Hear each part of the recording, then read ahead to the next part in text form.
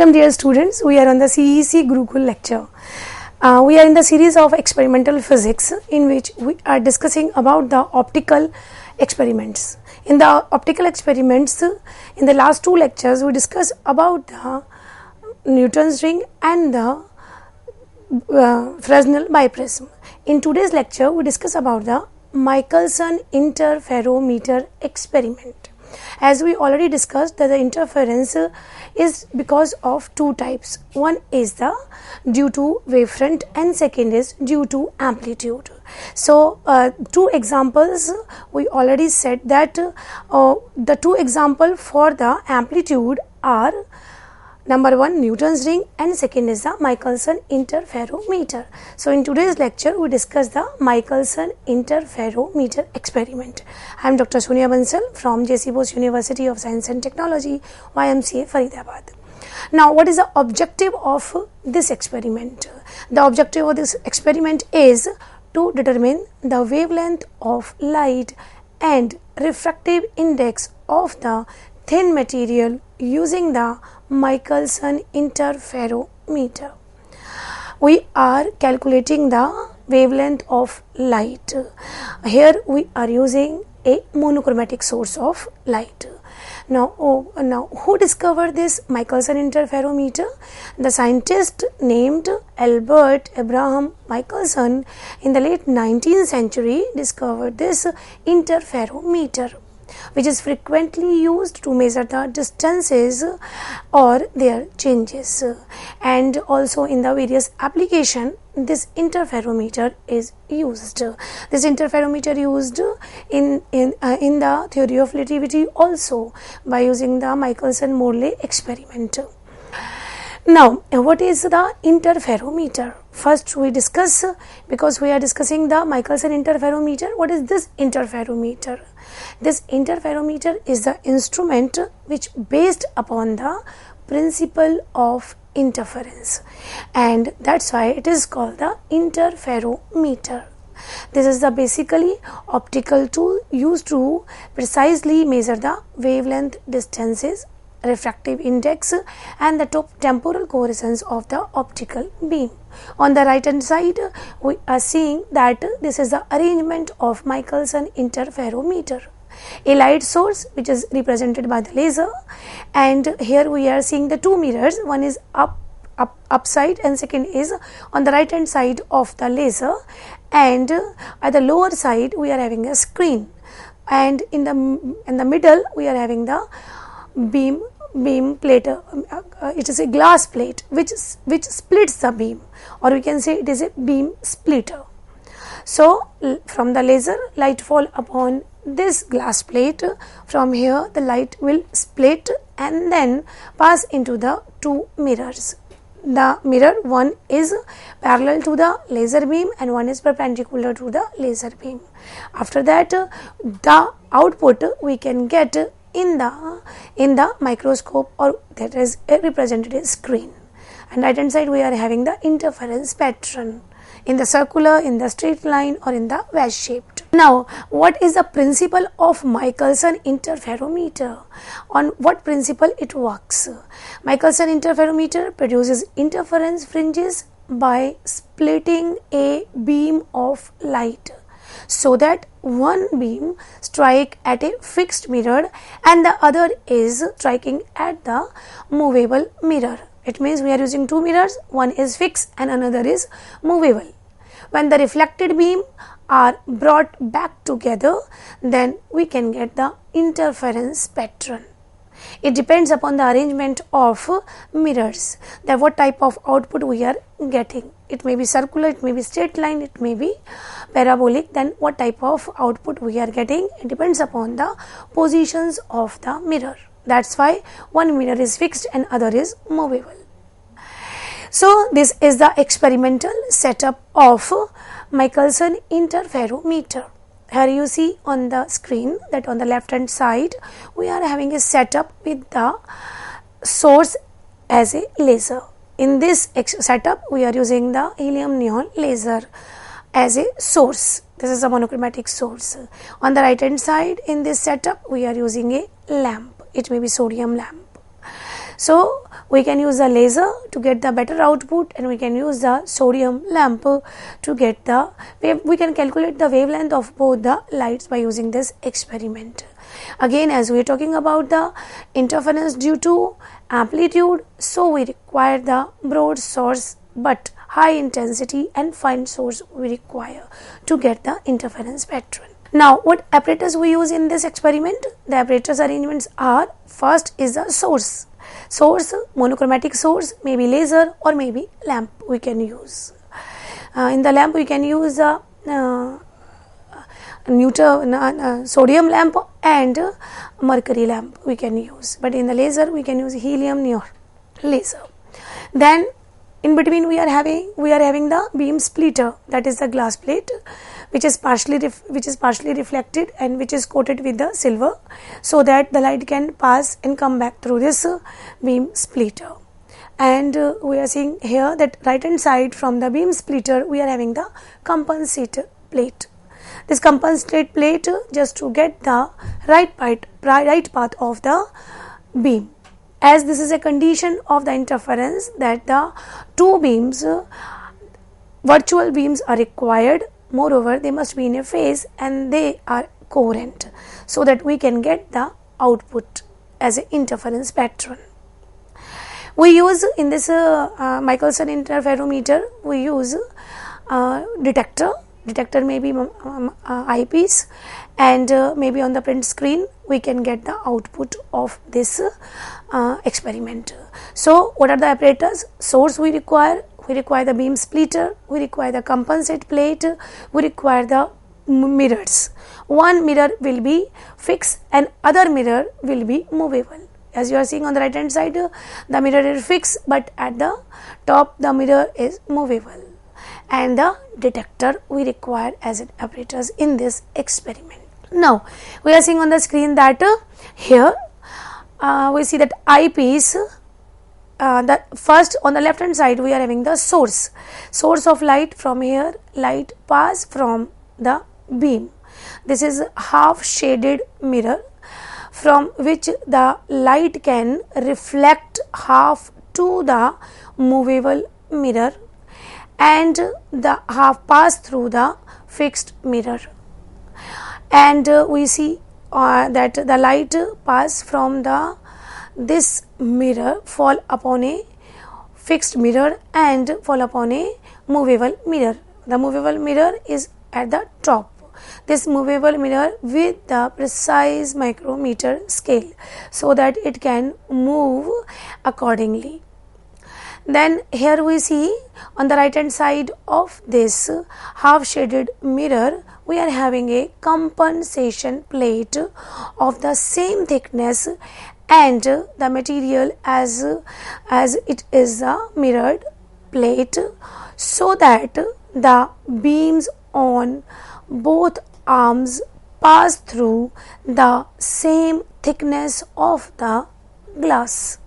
It means we are equaling the path of the two rays and we are fulfilling the condition of interference.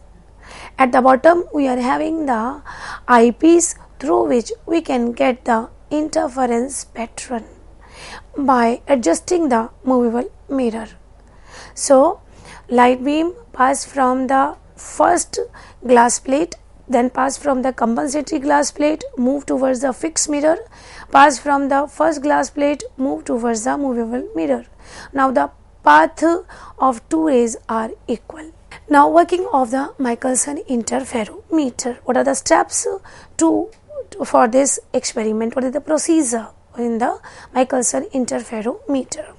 We see in the screen that here the light source, this is the arrangement of the Michelson interferometer. On the left hand side we are having the light source. In between there is a half silvered mirror. On right hand side we are having the compensative plate. Upper side we are having a mirror. On the right hand side we are having the another mirror. Compensatory plate is used to make both the path equal. The light which is passing towards the mirror 1, the light which is passing towards the mirror 2, the path ray should be equal. So compensate plate is required to make both the path equal. Now we see here on the screen that source, this is the glass plate, this is which is A, C represent the compensating plate, E is the eyepiece, and this is the observer screen. On right hand side, one mirror is fixed and another mirror is movable. This is the schematic diagram of Michelson Interferometer experimental setup. Now working of the Michelson Interferometer. In this experiment we use the two polished mirror. One is M1, second is M2, and these mirrors are perfectly perpendicular to each other. One mirror is fixed and another mirror is movable. We use the two glass plates which is represented by A and C, and these are placed between these two mirrors to reflect the light. Then the back side of the glass plate A is half polished. Why it is required for the half polished? Because half of the light is reflected towards the mirror M1 and half transmitted towards the mirror M2. It means from the source, light when passed from the glass plate A, which is half polished, reflected the light towards the mirror M1, and half light will be transmitted towards the mirror M2. After that, these two beams of light reflected back by the M1 and M2 mirror to the glass plate. Again this light will pass through this glass plate A, which is half polished, and after that it will go into the eyepiece. So first step is the light is reflected through the glass plate A, which is half polished, to the mirror M1, and the light transmitted towards the mirror M2, and these two mirrors are perpendicular to each other, and these two beams of light reflected back by the mirrors M1 and M2 towards the plate A. The wave reflected from the mirror M1 is transmitted through the A, and the wave reflected from M2 is reflected again by the glass plate A. The two waves from mirror M1 and M2 interfere and fringes are observed by the observer. This is the procedure, but here we can get the constructive and destructive interference depending upon the phase shift between the two plane waves. And this experimental setup produces an extra optical path like the wave which reflected from the M1 and passes through the plate A twice. As the light passes from the mirror A, follows the extra optical path as the light transmitted towards the mirror M2. The light which is moving towards the mirror M2 having the half path as compared to light which is reflected towards the mirror M1, and it is reflected back towards the mirror towards the plate A, and it follows a twice path as compared to the light passed from the mirror M2. So another plate is placed in the path of the reflected way from the mirror M2 so that the wave passes through this also twice, and this compensate plate will make sure that the same twice path will be followed by the ray which is moving towards the mirror M2, so that both the rays must be in a phase. So to create a balance in these two waves, this compensatory plate, which is denoted by C, is used for getting the interference pattern. Now Michelson interferometer condition for the constructive interference. What are the constructive? As we know that we can get the constructive and destructive interference. Constructive where we get the maximum light, destructive we can get the minimum light. So how we can get the constructive interference? Where we get the bright light. the path difference between the two waves must be integral multiple of the m lambda. Lambda is the wavelength, m is the order. M may be integral number, may be 0, 1, 2 and 3, and lambda is the wavelength of the light which is falling from the source. In the constructive interference we get the bright fringes.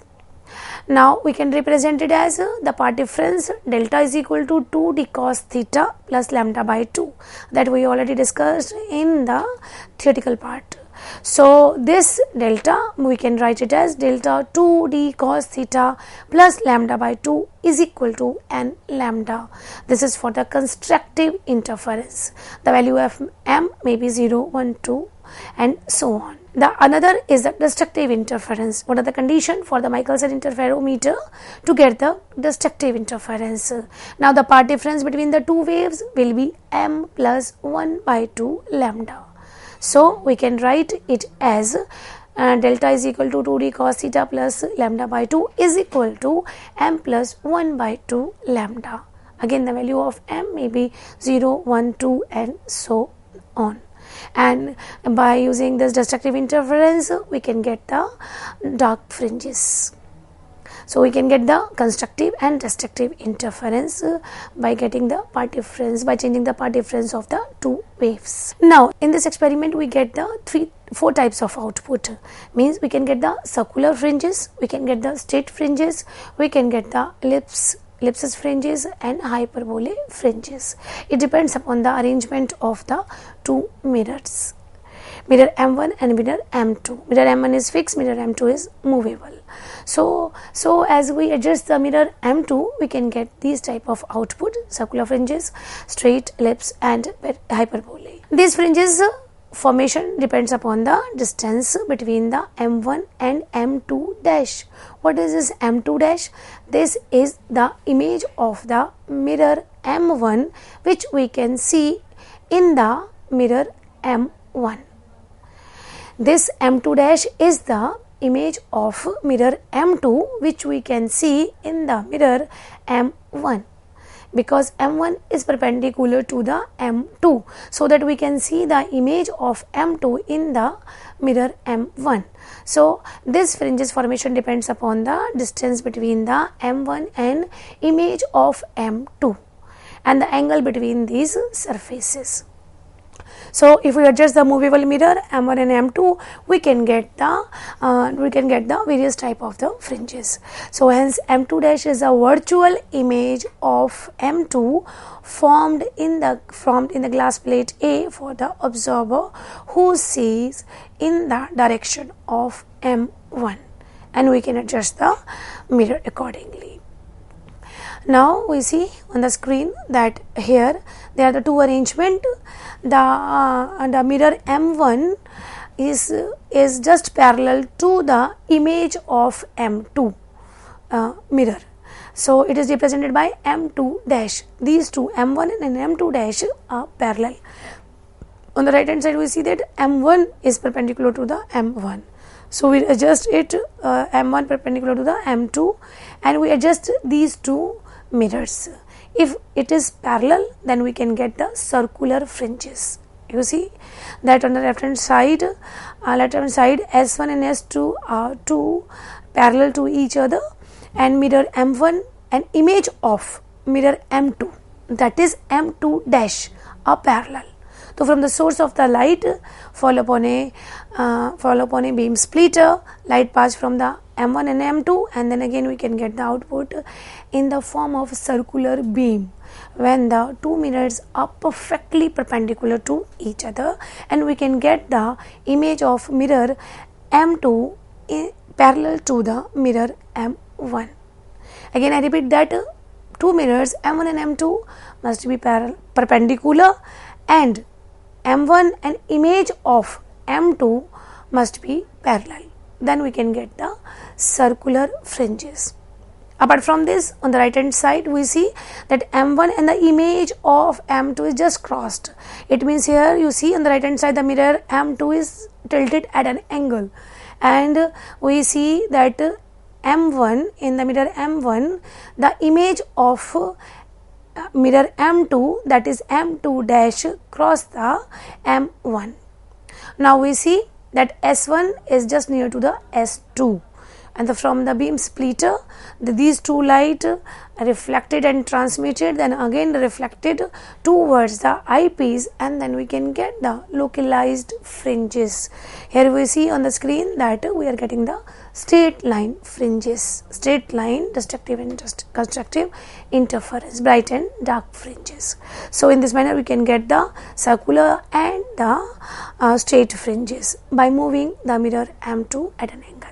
Now, how the circular fringes are formed when the two mirrors are perfectly in the perpendicular direction to each other, and M1 is parallel to the virtual image of M2, and the angle in between that is 0. These are parallel.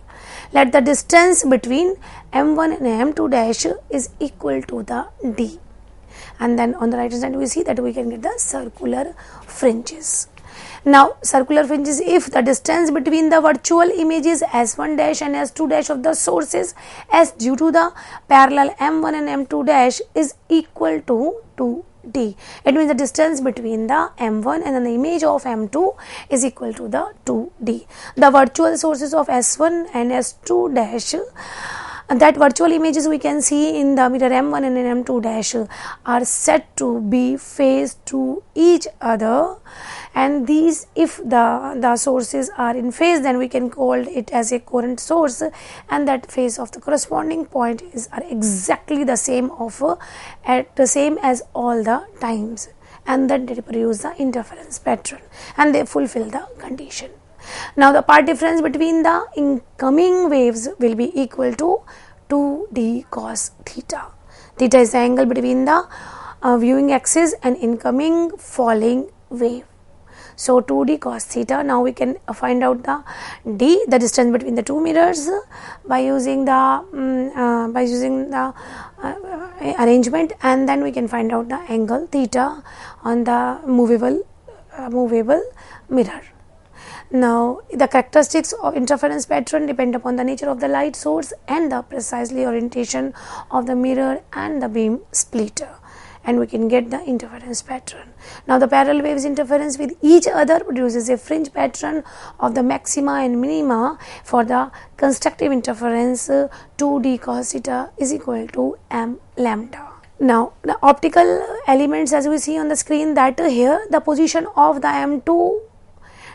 M2 mirror, the image of the M2 mirror is just as at an angle with the mirror M1. The virtual image of M2 at an angle with the distance is not same throughout, and on the left hand side it is the distance is less, but at the right hand side distance is more. So the optical elements are oriented so that S1 dash and S2 are in which the observed pattern is resulting circular forms on the normal M1 and M2 dash. These fringes are called equal inclination because of the arrangement of the mirror M2. Here we see that at the right hand side the distance, as the distance become parallel, the fringes become parallel. So these are the arrangement through which we can get the inclined fringes. These fringes are not round, not straight, but inclined at an angle. So we can get the half circular fringes by the arrangement of the M1 and M2 at a particular inclination. Now localized fringes, that is the straight or parallel fringes, as we know that if the image of M2 cross the M1, so we adjust the mirror M2 in such a manner its image will cross the mirror M1, and then we can get the circular fringes. It means in which M1 and M2 dash are overlapped and also not observed. For the large part difference fringes of equal thickness, we can get the straight fringes we will get. Now, what is a Michelson interferometer? The constructive interference, bright fringes visible in the field of view. So we adjust the position of the mirror M1 such that we can get the constructive interference, increasing the d, the lambda by 2, and the path difference between the reflected wave become 2d plus lambda by 2. Hence, we can assume here in the constructive view cos theta is equal to 1. At last the wavelength will be d is equal to n lambda by 2. Here we can find out lambda is equal to 2d by lambda. The d is the distance between the two mirrors, one mirror sources S1 and S2, that we can find out through the mirrors positions. N is order of the fringes. Now determination of the lambda for the circular fringes, we use the formula where m1 and m2 are normal, theta is equal to 0, the part difference is given by 2d is equal to n lambda. And for the circular fringes we can write lambda is equal to 2 del d divided by n, as we can know that the distance of the moved mirror is delta d and n is the number of the fringes appear disappear at the center. Then lambda, we can find out lambda is equal to 2 del d divided by n for the circular fringes. What is the result of this experiment? We can find out the wavelength of helium neon laser, that is 632.8 nanometer, and for the sodium lamp it is 589.3 nanometer. And what are the precautions? Always handles with screw gently so that it's not breaked, and never touch the lenses by the fingers when it working with them, otherwise it will be dusty. And the inaccurate measurement of experiment which leads to the errors. Touch your instructor for the further information while working with a laser. The source of light, always be careful when we are using the laser. It should not be direct to move it towards the your eye. What are the application of Michelson interferometers? We can get the it is used in the astronomical interferometry and also used as a coherent tomography. It is analysis used for the upper atmosphere by indicating the winds and temperature. Distance we can measure it. It is used to find out the Doppler width and shifting in the spectrum of air glow and also the aurora. Many operations are done with the Michelson interferometer for transformation by adjusting the movable mirror. And this is also used in the Michelson-Morley experiment. The Fourier transformation spectrometer can be significantly advantages over the dispersive grating and the prism spectrometers under the certain conditions. It is tunable narrow band filter. Thank you very much.